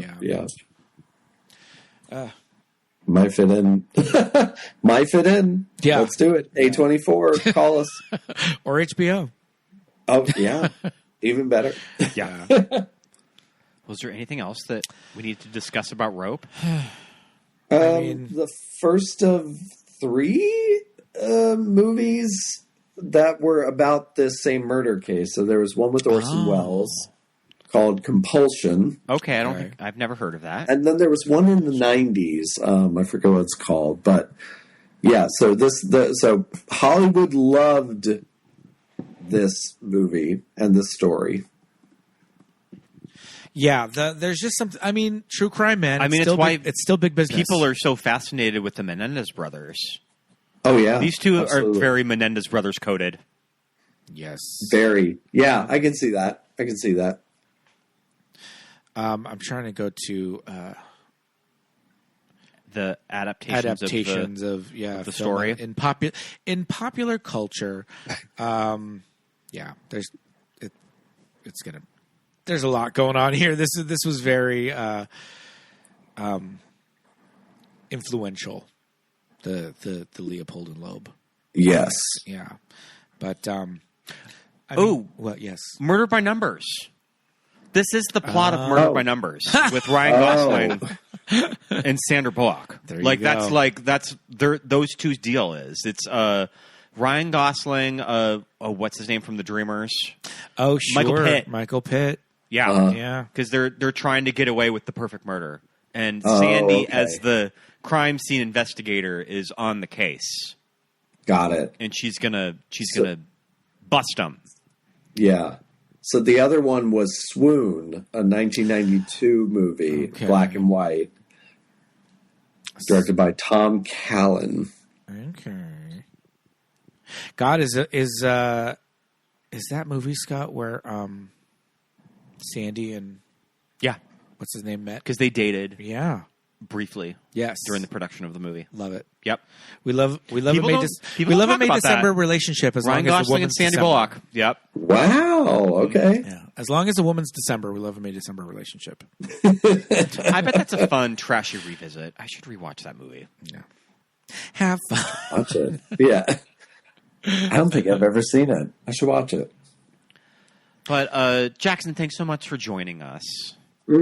Yes, indeed. Thank you guys for having me for Hitchcock. Oh my gosh. Yeah. Yes, indeed. It's so much fun to revisit this movie, and it was fun to finally watch it. It'll always be about our favorite, gays. So there you go. I wanted to say another word, but we don't want to get bleeped. Yeah. No, you're not getting bleeped. Not on this show. You're fine. But thank you so much for coming on. This was a ton of fun. Yeah, thank you guys. And of course we'll do another one. Couple episodes. I'd like to do Strangers on a Train. Okay. Another Farley Granger classic. Mm-hmm. I didn't watch Strangers on the Train until last year. My only context for Strangers on a Train was Throw Mama from a Train, because I used to love that okay. movie. Yeah. Well, it's great, and there's a good book out now about the making of it. So, yeah, you should read up on it. Yeah, absolutely. But anytime, just give us a call, and we love chatting with you, man. This was a lot of fun. Yeah, thanks, guys. Appreciate it. One of our favorites. Yeah, absolutely. Yay. Well, listeners, don't go anywhere. There's plenty more show coming your way. We will be right back. Welcome back. Welcome back, listeners. You made it to the very end. Thank you so much once again, Jackson. It's a great episode. Mm-hmm. But, now, as usual, this is the time of the show. For the weekly rewind? It's the weekly rewind. All right. Let's talk. Have we been doing? What have we been watching? We went to the theater. We did. last We night. simply don't get to the theater often enough. Well, I always try to check out what is playing locally at the Pantages, kind of like the surrounding areas. I always try to check out Today Ticks and the schedule at the Pantages, and I always kind of look up what's available at the Pantages for tickets. Yeah. And I noticed that there were $40 orchestra seats for the Tina Turner musical that is at the Pantages right now. Yes. So we bought some tickets yesterday, and we went same day. We sure did. Took the train over to Hollywood. Texted me during the day. You're like, do you want to go see Tina tonight? I was like, oh, yeah, I guess. We could do that. Sometimes that'd be fun. Ticket prices for the Pantages are such a racket, so I really had to jump at this the deal. opportunity. But we saw Tina. We saw the Tina the musical, and it was great. I haven't seen too many. Would you say this is a jukebox musical? Kind of. Kind of is. Yeah, because it's mostly Tina songs, but then there's some not Tina songs. I do think that there is some sort of a demo of Tina Turner singing "Don't Turn Around." Okay. That I think there is something somewhere of her singing that. Okay. Yeah, because that song started playing, and it took me. I feel like people in the audience were a little bit like, "What?" It took me a few moments to realize what she was singing. I'm like, I know this song. What is it? Yeah. Oh, okay. Song by Tina Turner, 1994. Okay. Is Ace of Base a cover of this song? I know that it's written by Diane Warren. So it was probably written by Diane Warren, intended for Tina to sing. That seems to check out. Originally recorded by Tina Turner, released as a B-side to her 1986 hit single, Typical Male. Well, how about that? Yeah, I didn't know that. Featured in the Tina musical since 2018. Luther, Bonnie Tyler in 1988. Neil Diamond in 1991 and Ace of Base in 1993. So this was actually recorded in 1986. Wow. Yeah, so interesting. No clue that was a thing. But I liked it. Yeah. I do think that maybe with some of these jukebox musicals, maybe for me at least, there is a ceiling of how good they can possibly be. Yeah. I can't really explain that. No, I agree. Yeah. Mm-hmm. Yeah. But, this was also a very stripped down. Yeah. This is a non-equity production of Tina. Right. And so the sets were mostly a table and chairs. They projected bed, stuff in the back. A door frame, but there was a lot of projection going on. And I think the biggest set piece, the only set piece aside from what I was saying, was the big stage set at the very end. Yeah. But it was the last number. But the actress that played Tina last night and has been playing her, Bertley. She's great. Bertley was so good. She was so good. So good. Yeah, everyone, the audience was on their feet. It was great. That was Tina. Yeah. We saw a Tina show. We saw a Tina show. We saw a Tina concert. Yeah, so good.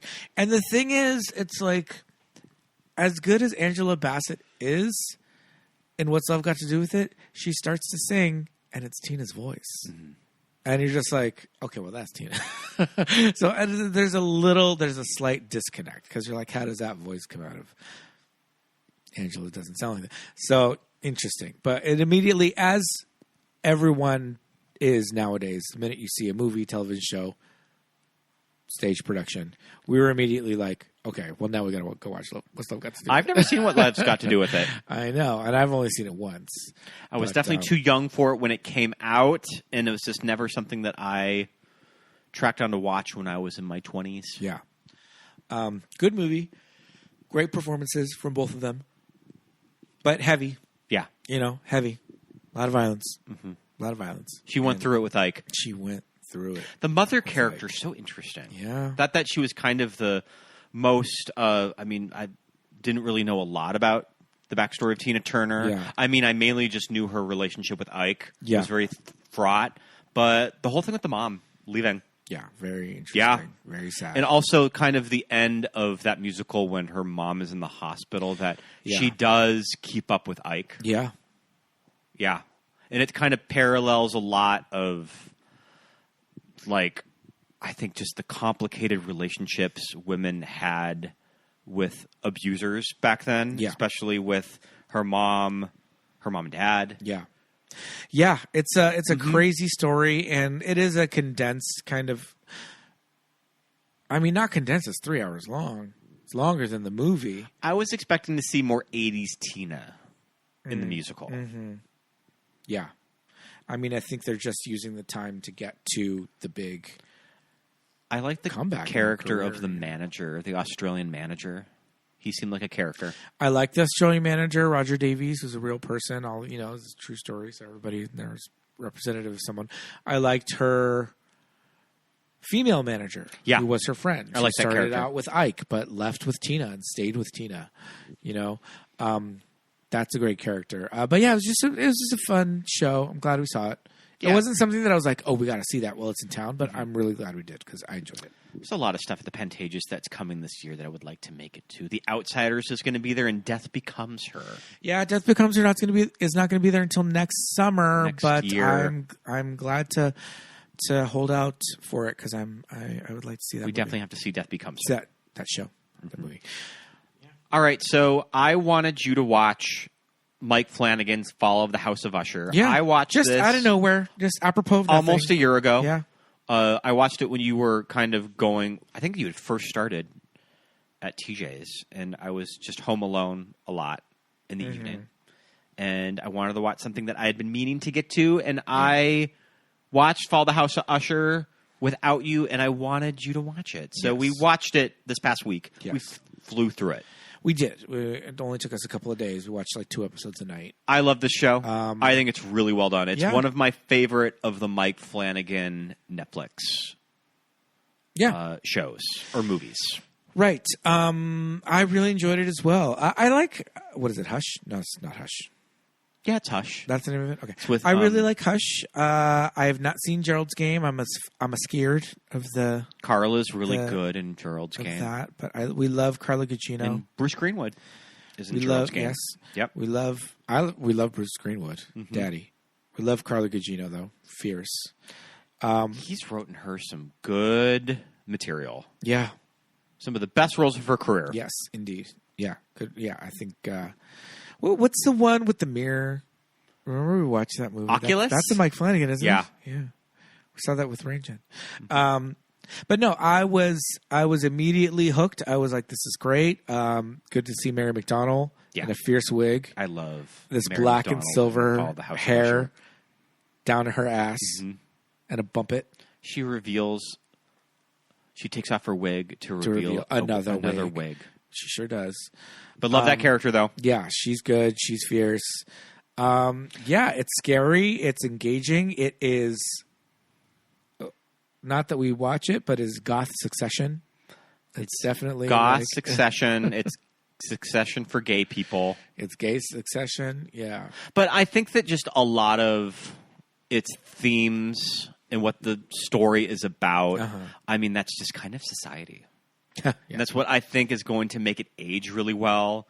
Is that it's about the billionaires running this world. Yeah, it's about greed, and it's about and we get to see a little comeuppance, which is maybe a little cathartic in these wild times that we live in. Right. I love the structure of all of the episodes is different Edgar Allan Poe stories.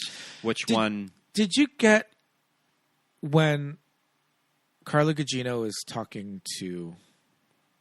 I think it's when she's talking to Mark Hamill. Their last big scene. She's talking to somebody. I don't remember if it's Mark Hamill or who it was, but she's explaining. She's like, well, one of my clients, she's implying that Donald Trump took the deal. Yeah. Which, wouldn't that be great? Yeah. If they all just start dropping dead. I know. And that just means he's next. He's going to be the last one.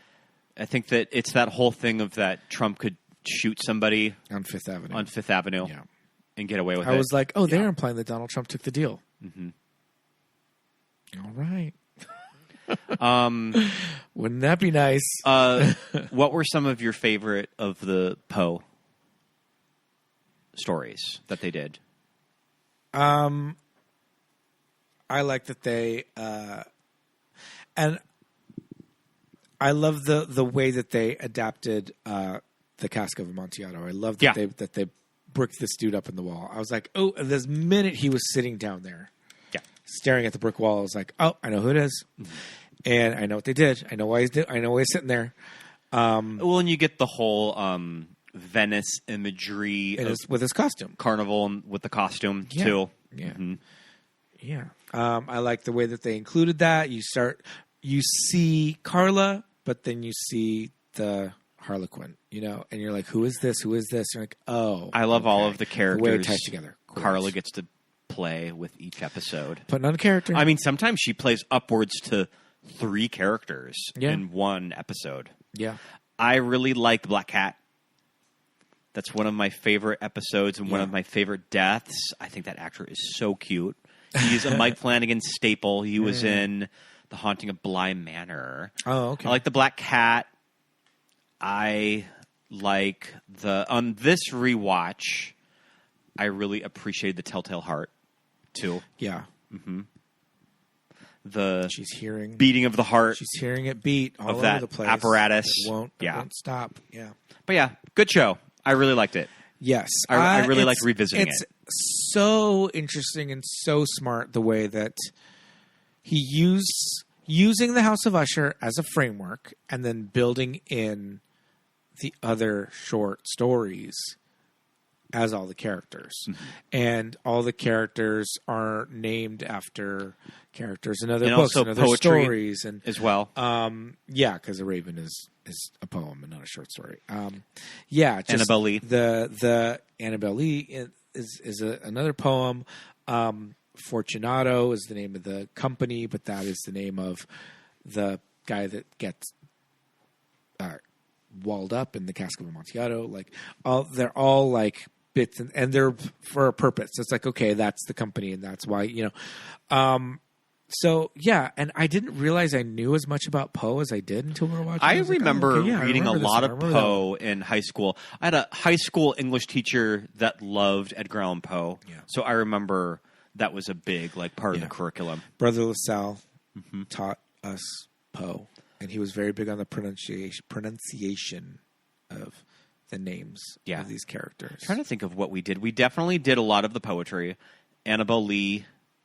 She lived in the Kingdom by the Sea. Yeah. Remember that poem? I think that for the shorts, we may have done The Telltale Heart. Yeah. And I think that we read Goldbug. I don't remember any of it. The Goldbug. But I think that we read The Goldbug. Interesting. So, yeah. Yeah, but we watched The Haunting of Hill House, and we were both like, this is fucking it's really great, fun how he adapts this kind of gothic literature for The Haunting of Hill House by Shirley Jackson. Yeah. I finished The Haunting of Bly Manor, which is The Innocents, The Turn of the Screw, which I also really enjoyed. I am looking forward to his pass at The Exorcist, which they are filming right now. Right. And he's also doing Carrie. Carrie is coming out later this year. I just looked up a release date of Carrie. I think it is October on Prime. And the actress who played the sister Tamerlane in the Goldbug episode she's going to be playing Margaret Carrie's mother in the Carrie adaptation. Is that going to be a film or a series? It's a series. Is that going to be Netflix as well? I would assume he's Prime. everything with Netflix. No, I think his Netflix stuff is done. I think not Bly Manor. I think that House of Usher was his last thing that he did for Netflix. Interesting. All right. Well, yeah. I mean, I strongly recommend it if you like spooky, ooky, kooky stuff. And when you look up the cast of this new Exorcist, it's all of the familiar faces that are in all of his stuff. Crew. Love that. We love a director who has a stable of actors. I love that. Very old-timey. We've been on a weird Beverly Hillbillies kick. Do we want to talk about the Beverly Hillbillies? So we've been on a Tubi kick, right? And Tubi's just great. We love it. We can't talk enough about it. Collaboration coming soon. Touch wood. But we were scrolling through because we've been looking for these damn cartoons. We're looking for the damn Tiny Toons. Well, Tubi, okay. Social media has lied to us. Oh yeah, there's no Tiny Toon Adventures. They gave us a list. Yet. They gave us a list of shows, and that you they were remember adding. seeing Tiny Toon Adventures on that, right? I did. It is on that. I wonder if something fell through with it. No. They said the rollout starts. Okay, so it still could be coming. So they said more to come. All right, but they have not given dates. So who knows? Is this going to take all year? At this rate, maybe. So we keep going. We keep checking it out to see what's been added. They're adding great stuff every day, and you notice that the Beverly Hillbillies movie. Yeah, I was alerted that the Beverly Hillbillies movie is on Tubi because I wanted to watch the Beverly Hillbillies last year. That movie is nowhere to be found on streaming. Yeah. That it's just a weird movie in a copyright dead zone. Yeah. With streamers, which I think is fascinating, and both fascinating and shitty at the same time. Right. That if you're going to forget about any movie from the 90s, why does it have to be the Beverly Hillbillies movie? Yeah. But listeners, you when can you watch look it up on Apple TV, it says play. The only just Tubi. option is Tubi. You cannot rent it. Those programmers at Tubi know how to do you a solid. Yeah. They know the movies that are not available. They're coming in clutch with these lost titles. So we watched the Beverly Hillbillies from 1993. We 93 sure did. Or 94? 93. Okay. We sure did. And then a couple of days later, I was scrolling through Pluto TV. We own Pluto. And what I noticed there was the Beverly Hillbillies. And neither of us really grew up watching the series. The sitcom, yeah. I mean, it's not really like the Brady Bunch. I feel like for me, if it was rerun on Nick at Night, because I come from the Nick at Night era of the black and white shows, you know. I mean, so do I, but I don't remember the Beverly Hillbillies. Yeah, so I'm saying if it was, I just avoided it. I don't know why. I just thought it was not for me. But so since we saw the movie, I was like, oh, I'm going to give this a chance. Like I said, we did that thing of looking up what's going on, who's who, and we were like, oh, okay, there's Sharon Tate's on this show as a recurring character. She's been around like several times. Sharon Tate in a brunette wig. Yeah, so I see the episode that is on Pluto, and it's called Dash Rip Rock, You Cad. By season 3, Jed Clampett and Mr. Drysdale have purchased a movie studio.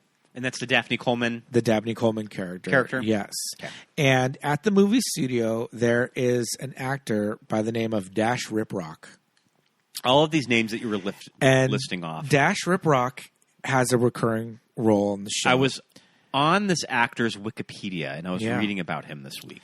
And, he's a beefcake guy. It's 1965. And some of the other actors at the movie studio who are trying to court Ellie Mae in this one episode, Dash Rip Rock You Cad, they go by several amazing names. Let's hear 'em. Biff Steele, Bolt Upright, Crunch Hardtack, Race Burley, and Tab Strong. These all sound like working actors for Falcon Studios or something. Tab Strong. Mm-hmm. Come on. Race Burley. Get the fuck out of here. I love it. But yeah, some of the stories of the Beverly Hillbillies are pretty wild. Yeah. I also love in the original series that Ellie Mae is ostensibly a teenager. And that hair. Donna Douglas. Donna Douglas. Yeah. She is just giving adult woman on this show. It's pretty crazy.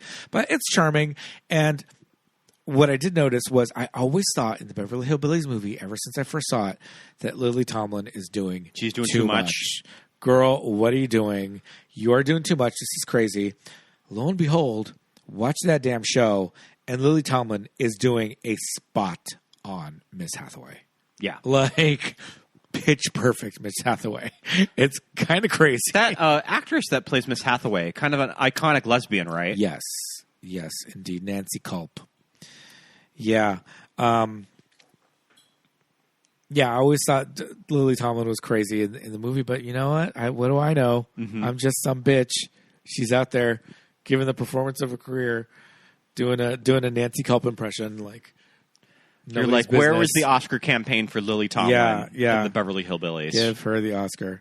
So, yeah, just something fun. I mean, Pluto's another one, another free one, and it's this thing where with streaming, sometimes I'm just like, I don't know what to watch. Just program something. And that's for what's me. kind of fun about Pluto. It's like, give me something. I mean, does Tubi have like a live stream? I don't think so. I don't think so. Pluto's the one that does the live stream. But now a lot of streamers have a live stream. So it's like the satisfaction of Amazon has. Amazon has one. Because that's where we can only watch Blossom. Yes. Which I love. Yeah. Just tuning into what stupid episode it is on the Blossom channel. Because it's just Blossom on a loop. And when it ends, it starts all over again. we caught a little bit of the finale of Blossom this week, and Yeah. it was about to reset. It was underwhelming. Yeah. Another sitcom where the series finale is we're selling the house and moving. And they're going to have the moment where they're looking at the empty set. And then turn off the light. No, that's Wicked. Miley does like something else. Mm-hmm. We never watched the Hannah Montana 20-year special. I mean, I didn't really watch You didn't Hannah watch Montana, Hannah Montana, so you don't care. I have no horses in that race. Yeah, exactly. All right. That's mostly what we've been kicking around lately. I have a few things that we can discuss, but we can do that later. Yeah, I'm do it doing for a next soft Ocean's 11. You sure are. Ocean's rewatch. I'm going to try to watch all three. They just announced that they're developing the new movie, and do you know who is writing and directing it? Who's that? Bradley Cooper. Oh, Jesus. Yep. Very briefly, I did watch Malcolm in the Middle, Life's Still Unfair. How was it? 4 episodes. I mean, there used to be TV reunion specials. Yeah.